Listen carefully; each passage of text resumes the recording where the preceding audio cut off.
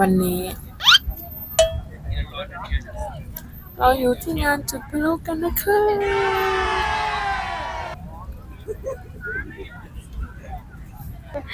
มาเป็นปีเท่าไหร่แล้ว ปีนี้ปีเท่าไหร่ ปีเท่าไหร่ไม่รู้แต่มารอบที่2ตื่นเต้นไหม คนเยอะมาก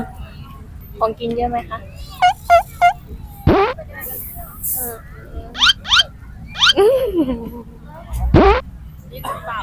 หนูมารอตั้งแต่กี่โมงแล้ว บ่าย3ค่ะคนเยอะมากค่ะ ร้อนไหม ดีไหนที่วันนี้มันไม่ร้อน